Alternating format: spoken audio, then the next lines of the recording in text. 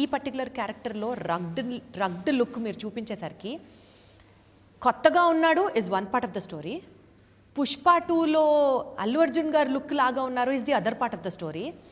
Audience దగ్గర నుంచి వచ్చే ఈ comment whether you would personally take it as a comment or compliment, ఎందుకంటే మీరు కష్టపడి లుక్ ప్లాన్ చేసి ఉంటారు, క్యారెక్టర్కి సూట్ అయ్యేటట్టు ప్లాన్ చేసి టక్కన ఆ పుష్ప లుక్ అన్న వెంటనే మీకు ఎలా అనిపిస్తుంది?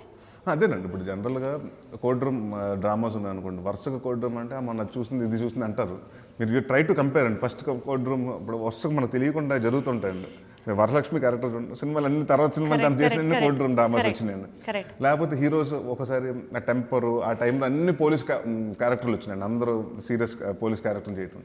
సో ఇప్పుడు ఇది దీనికి పుష్పకు కానివ్వండి, దసరాకు కానివ్వండి, ఇప్పుడు పుష్ప చేసినప్పుడు కూడా అన్నారు, దసరా చేసినప్పుడు కూడా పుష్ప అన్నారు, ఇప్పుడు బచ్చలమల్లి చేసినప్పుడు కూడా పుష్ప అన్నారు. ఎందుకంటే Pushpa become that massive figure కాబట్టి it's become a benchmark ఆ క్యారెక్టర్. ఎందుకంటే అప్పటి వరకు బన్నీ అన్నవాడు చాలా ఎనర్జెటిక్గా చేసినాడు, ఫస్ట్ టైం డీగ్లామరైజ్ చేసుకుని తను చేశాడు, టోన్ డౌన్ చేసుకుని అని చాలా చేశాడండి.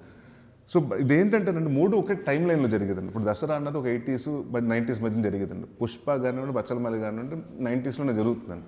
95లో 2005లో జరిగే కథ అండి ఇది.